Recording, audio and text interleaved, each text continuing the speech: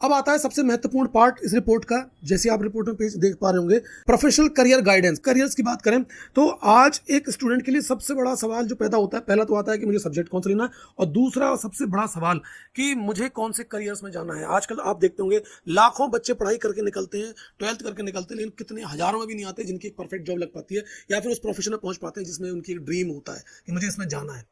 ये report exactly बताने की कोशिश करती है कि मैं किस चीज के लिए बनाऊं और मैं किस चीज के लिए नहीं बनाऊं, मुझे किन प्रोफेशंस में मुझे जाना है, किन प्रोफेशंस के अंदर मुझे बिल्कुल भी नहीं जाना। ये रिपोर्ट बताने की कोशिश करती है। अगर आप इस रिपोर्ट के इन पेजेस को देखोगे तो आपने देखा होगा जहां जहां पे मस्ट गो लिखा है, ये जिसकी भी रिपोर्ट है उसके लिए मस्ट गो वाले ऑप्शन है, यहां पर इसको जाना ही चाहिए। शुड गो वाले ऑप्शन में भी जा सकता है, लेकिन कैन गो से लगाकर डाउटफुल और नॉट सुटेड में इसको नहीं जाना है। अगर गलती से भी नॉट सुटेड जहां लिखा है उन करियर ऑप्शंस में चला गया, उनमें अपने मन ही नहीं लगेगा उन चीजों करने में, या वो सोचेगा ये काम कब खत्म हो, मुझे कब जाना है, वो उनके लिए नहीं बना उन चीजों के लिए। तो इस तरह की इतनी इंपॉर्टेंट चीज इसमें निकल के आती है।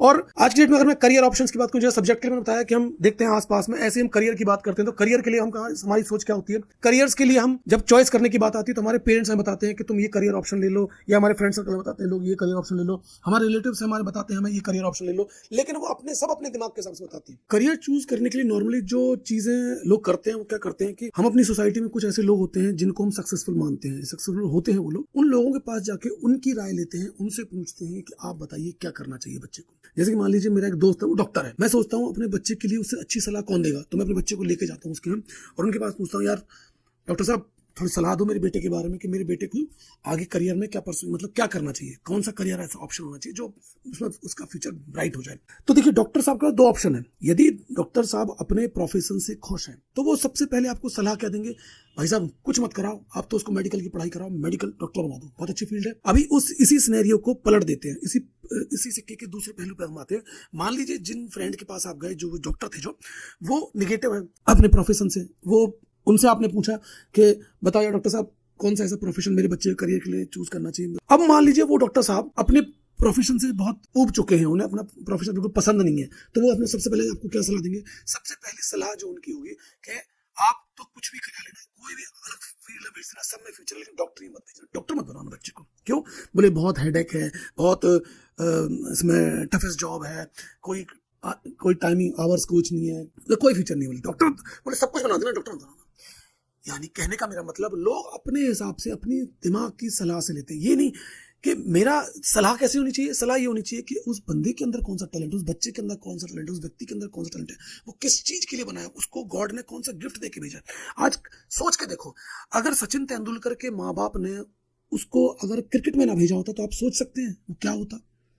आप सोच ही नहीं सकते वो क्या होता, क्योंकि वो तो शायद सचिन तेंदुलकर को भी नहीं पता होगा, ना उनके पेरेंट्स को पता होगा क्या होगा। आप शायद जानते हो कि वो 10th में 2 बार फेल है, जो मैं जानता हूं, जहां तक मैंने सुना है कि 10th में 2 बार फेल है।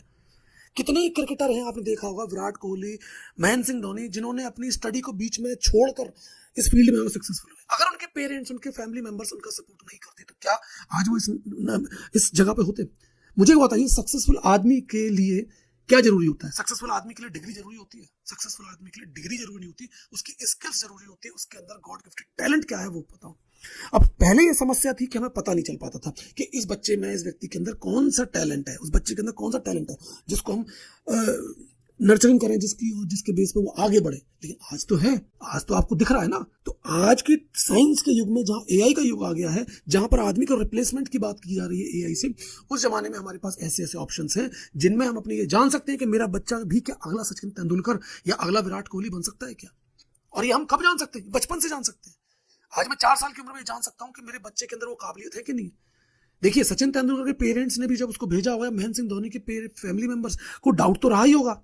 वो डाउट कितना कितना होगा, वो डाउट परसेंटेज अलग होता है, किसी का 50% होता है, किसी का 60% होता है, किसी का 30%, लेकिन डाउट तो था ना।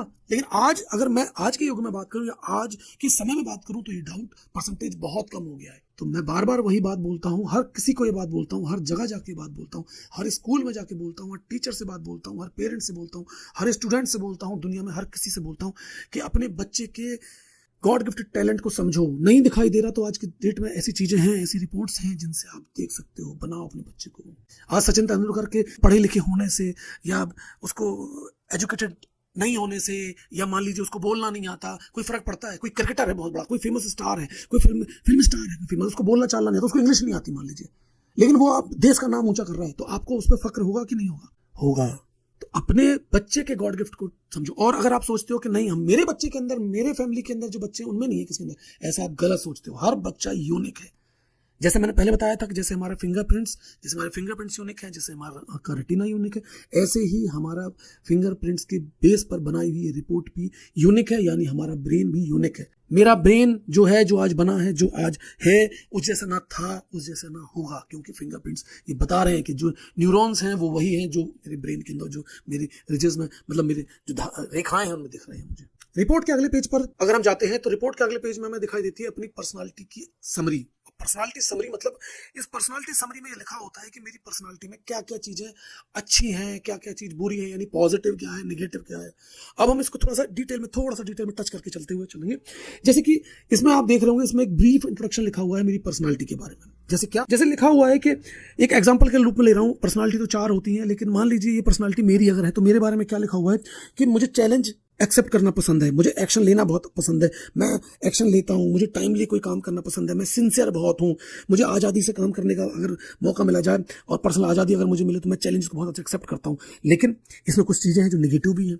वो क्या है? जैसे कि मैं इम्पेशेंट हूँ। इम्पेशेंट मतलब मुझे धैर्य की कमी है, मेरे अंदर धैर्य की कमी है, मतलब मैं जल्दी जल्दी चाहता हूँ, सब चीज़ तुरंत चाहता हूँ, तुरंत हो जाए, आज मैंने स्टार्ट किया, आज ही मुझे रिजल्ट मिल जाए, ये मेरा अंदर होता है अगर मेरी पर्सनालिटी है तो ये क्या है? ये नेगेटिव चीज़ है। दूसरों की केयर ना करना, ये एक और बड़ा नेगेटिव पॉइंट है इस पर्सनालिटी। अब इसके नीचे थोड़ा और आएंगे आप तो देखिए, यहाँ पर 2 पार्ट में डिवाइड किया हुआ है, स्ट्रेंथ और वीकनेसेस। गोल ओरिएंटेड होना, ओरिजिनल गोल ओरिएंटेड मतलब अपने टारगेट को लेके चलना, टारगेट पे बने रहना, विल पावर, मैं जो हूँ। और जैसे कुछ कई लोगों को आपने सुना होगा ना कि यार देखो यार, वहां तुम जाना तो ऐसे बिहेव मत करना, थोड़ा चेंज कर लेना अपने पर्सनालिटी। लेकिन नहीं, ये जो पर्सनालिटी है क्या है? ओरिजिनल है, जैसी है वैसी दिखेगी। मुंह फटा आदमी जिनको बोलते हैं ना, जो मन में आता बोल देते हैं, ये वही पर्सनालिटी की है ये। लेकिन क्या अच्छी है बुरी है? अभी इसमें लिखा है जैसे मान लो स्ट्रेंथ है इसकी, लेकिन कई जगह ये वीकनेसेस भी है। तो ये मुझे पता होना चाहिए कि मेरी स्ट्रेंथ कौन सी है। इसके अलावा दूसरी बात करें, एक्टिव बहुत रहते हैं, मतलब ऊर्जावान बहुत है, मतलब खाया पिया कुछ नहीं, लेकिन ऊर्जा ऐसी लग रही है कि भाई साहब बहुत जबरदस्त आदमी, एक्टिव बहुत रहते हैं। सिंसियर, समझदार बहुत होते हैं, मतलब समझदारी बहुत अच्छी होती है, क्या सही है क्या गलत है बहुत अच्छे तरह से पता होता है इनको। तो ये सिंसियर पर्सनालिटी वाले होते हैं। अब वीकनेसेस की बात की जाए तो जैसे मैंने बताया था कि वीकनेसेस क्या होती हैं कि एग्रेसिव बहुत होते हैं, बहुत जल्दी डिसीजन लेने में, बहुत जल्दी गुस्सा आना, धैर्य की कमी होती है तो इसलिए एग्रेशन बहुत जल्दी आता है।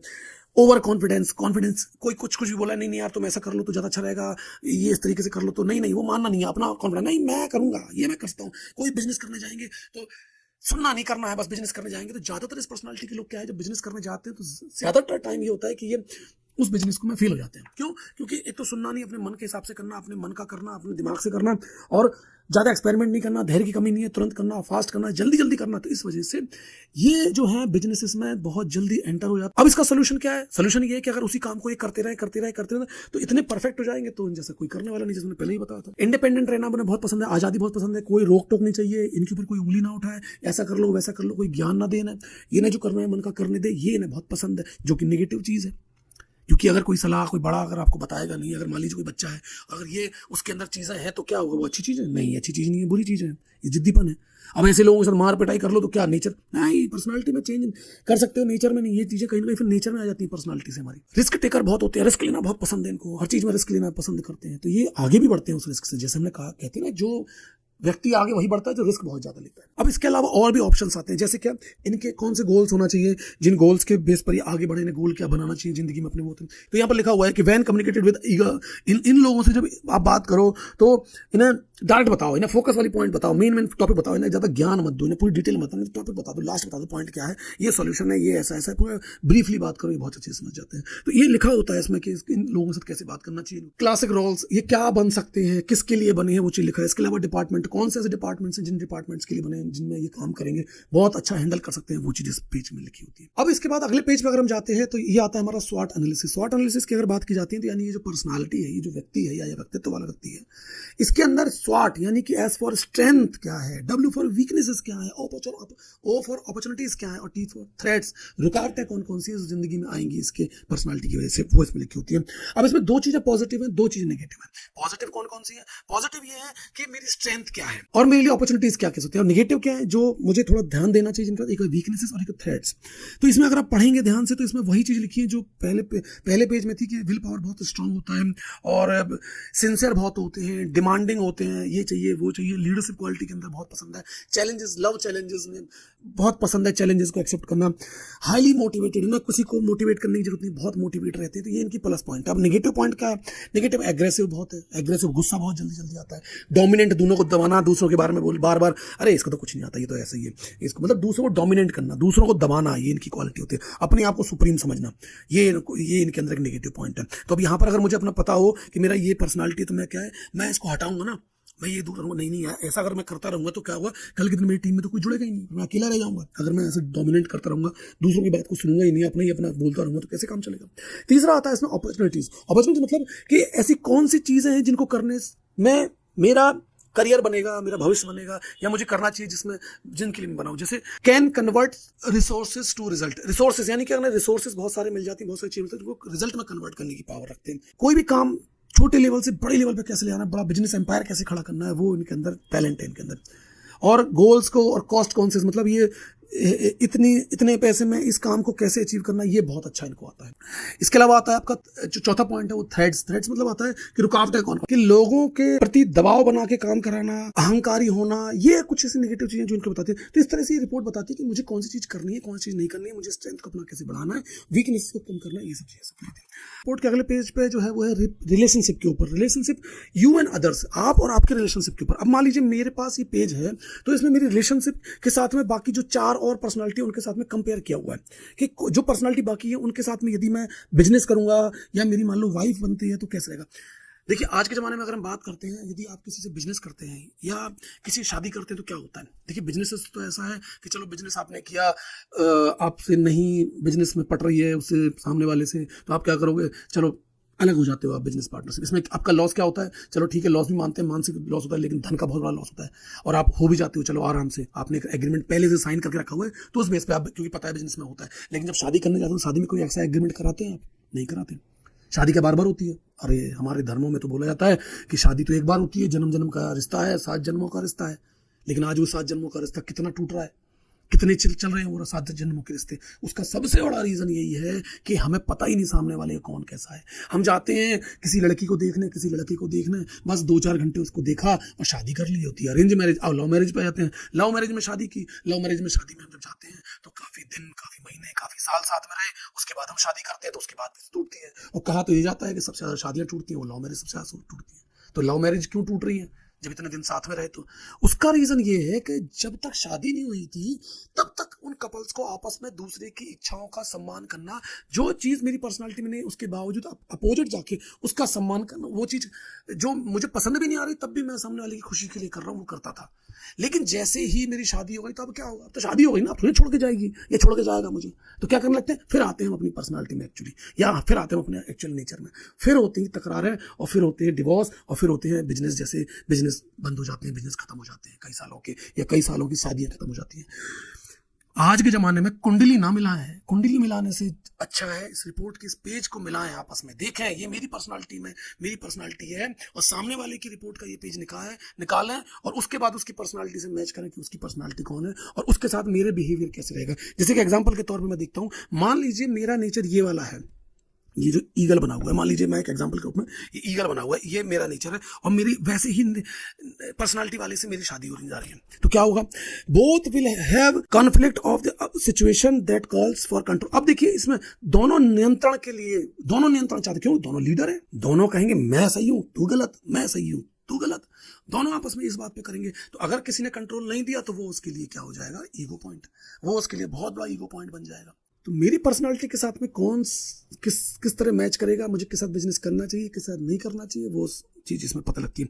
और मेरा तो ये कहना है कि ये पेज सबसे ज़्यादा इंपॉर्टेंट है जब शादी होती है, बिजनेस करते हैं, या फिर और कुछ रिश्ते ऐसे होते हैं जो बने बनाए हैं जिनको हम नहीं चेंज कर सकते, माता पिता के साथ में, भाई बहन का रिश्ता, ये रिश्ते कुछ ऐसे कुछ रिश्ते ऐसे हैं जिन्हें हम चेंज नहीं कर सकते, जिनमें बदलाव नहीं कर सकते। उसमें अगर नेचर चेंज होता भी है तो हम एडजस्ट कर सकते हैं, लेकिन कुछ और रिश्ते तो ना बनाए ना हम, जिनमें हम और ऑलरेडी उलझे हुए तो और उलझते जा रहे हैं, तो उनके लिए ये पेज है, उनके लिए सॉल्यूशन है ये रिपोर्ट, और यहाँ पर ये चीज इसमें फायदा देती है। इसके बाद हम लास्ट में कुछ रेमेडीज होती हैं, उनको हम बताते हैं कि क्या उपचार है इन सब चीजों का। पूरी रिपोर्ट हमने देख ली, 30 से 35 पेज की रिपोर्ट में हमने अपने हिसाब से, रिक्वायरमेंट के हिसाब से हमने चीजें देखी हैं, कौन सी चीज मुझे करनी है, कौन सी मुझे नहीं करनी है। अब वो हम रेमेडीज में यहाँ पर as a counsellor, as a interpreter हम व्याख्या करके बताते हैं